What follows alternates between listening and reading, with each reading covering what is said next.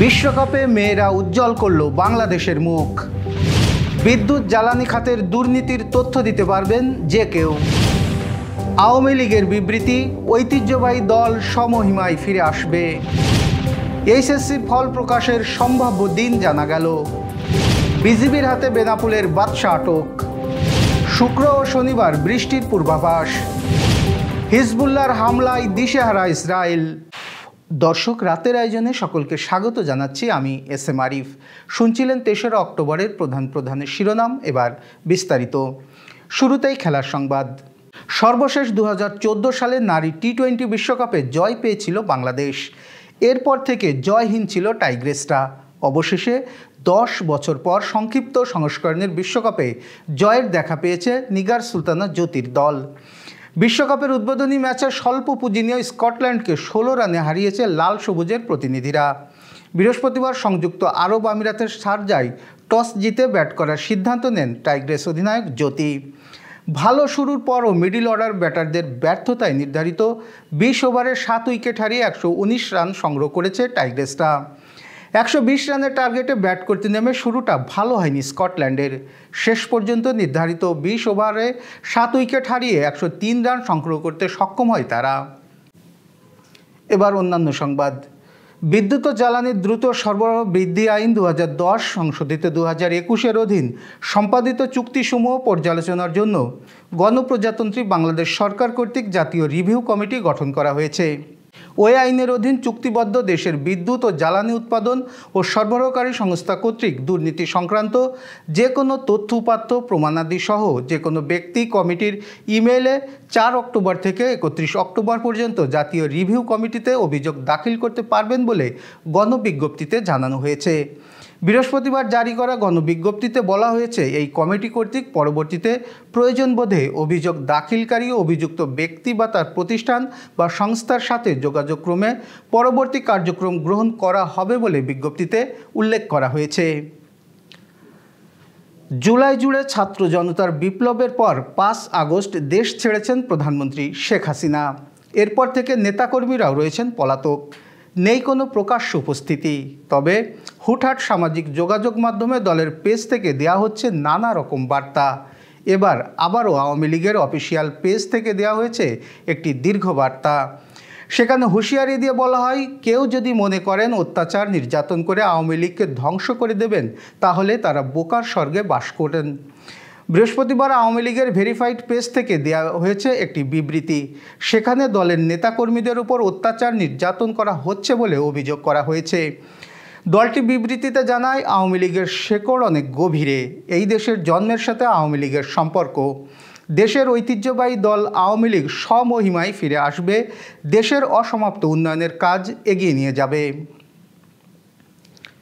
মাঝপথে বাতিল হয় এবারের এইচএসসি ও সমমানের পরীক্ষার ফল প্রকাশ হতে পারে 15 থেকে 17 অক্টোবরের মধ্যে।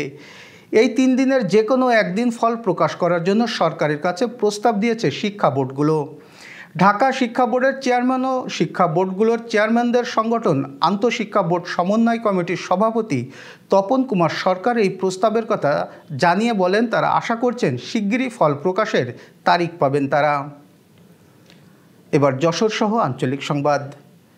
যশোরের বেনাপোলের রঘুনাথপুর সীমান্ত থেকে 15 মামলার আসামি বাদশা মল্লিক ওরফে বাদশা মিয়াকে আটক করেছে বর্ডার গার্ড বাংলাদেশ সদস্যরা। বুধবার রাতে সীমান্তের রঘুনাথপুরের কোদলারহাট মসজিদ এলাকা থেকে তাকে আটক করা হয়। আটকের সময় বাদশা মিয়ার কাছে 56,000 টাকা উদ্ধার করা হয়েছে। বিজিবি জানায়, এর আগে একটি 1 শুটার গান, 5 রাউন্ড গুলি ও 253 বোতল ফেন্সিডিল সহ বাদশাকে আটক করলেও অল্প কিছুদিনের মধ্যে তিনি বেরিয়ে আসেন। তিনি স্বর্ণ, ডলার, অস্ত্র, ফেন্সিডিল ও গাঁজা সহ বিভিন্ন চোরাচালান সিন্ডিকেট গড়ে তুলে দেশের বিভিন্ন স্থানে তা সরবরাহ করে। কোটা বিরোধী আন্দোলনের সময় নেতৃত্ব দানকারীদের অবাঞ্ছিত ঘোষণা করে বিক্ষোভ সমাবেশ ও মানববন্ধন করেছে যশোর মেডিকেল কলেজ ও হাসপাতালের বৈষম্য বিরোধী ছাত্র, শিক্ষক, চিকিৎসক, কর্মকর্তা ও কর্মচারীবৃন্দ। বৃহস্পতিবার সকাল 9টায় যশোর মেডিকেল কলেজ চত্বরে কর্মসূচি পালিত হয়। এ সময় যশোর মেডিকেল কলেজের সদ্য নিয়োগপ্রাপ্ত খুলনা মেডিকেল কলেজের উপাধ্যক্ষ অধ্যাপক ডাক্তার মেহেদি নেওয়াজকে বিগত সরকারের দোষর আখ্যা দিয়ে এখানে যোগদান করতে দেওয়া হবে না বলে কঠোর হুঁশিয়ারি দেওয়া হয়। এরপর সকাল 10টায় তারা একই দাবিতে বিক্ষোভ কর্মসূচি পালন করেন। আইন শৃঙ্খলা বাহিনীর বিশেষ অভিযানে বাগেরহাটের মংলাপোর্ট পৌরসভার 3 নম্বর ওয়ার্ডের আলোচিত সাবেক কাউন্সিলর বাহাদুর সহ আওয়ামী লীগের 7 নেতাকর্মীকে আটক করা হয়েছে। বৃহস্পতিবার ভোরে বিশেষ অভিযান চালিয়ে তাদের আটক করা হয়। তারা হলেন মংলাপোর্ট পৌরসভার 3 নম্বর ওয়ার্ডের আলোচিত সাবেক কাউন্সিলর বাহাদুর মিয়া, আওয়ামী লীগ নেতা শেখ গোলাম মাওলা কাকুন, সেলিম মাতুব্বার, আশরাফুল আলম বাবু, ইব্রাহিম শিকদার রাজন, মনিরুল ইসলাম ও হুমায়ুন কবির পলাশ।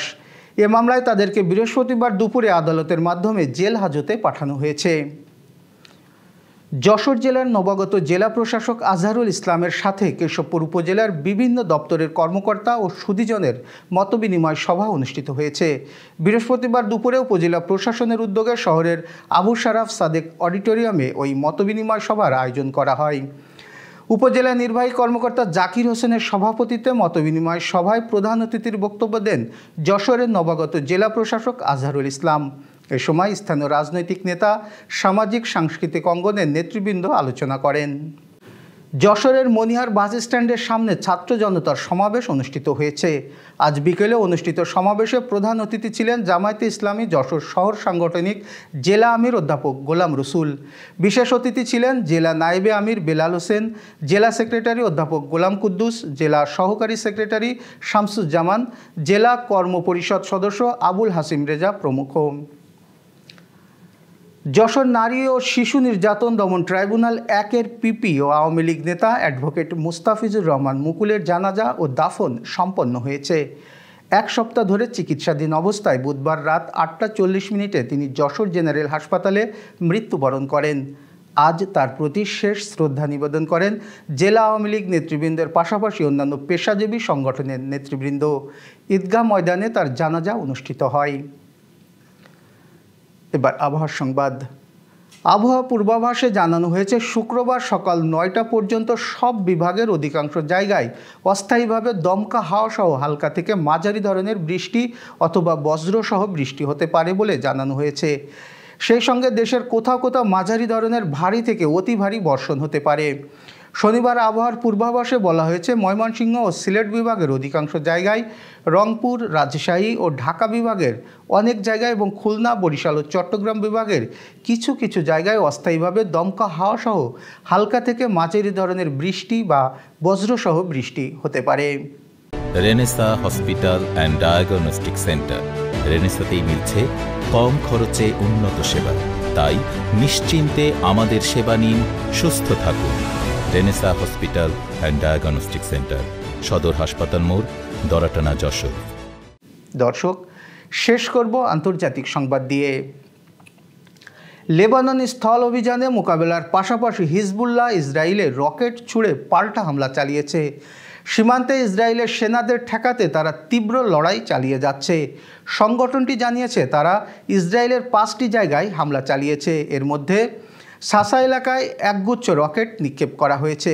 পাশাপাশি ইসরায়েলের রামিম সামরিক ব্যারাকে ডজন খানেক রকেট দিয়ে হামলা চালানো হয়। তবে ক্ষয়ক্ষতি সম্পর্কে বিস্তারিত জানা যায়নি। বৃহস্পতিবার আল জাজিরা এই খবর জানায়। এই ছিল আজকের আয়োজন। সাথে থাকার জন্য ধন্যবাদ।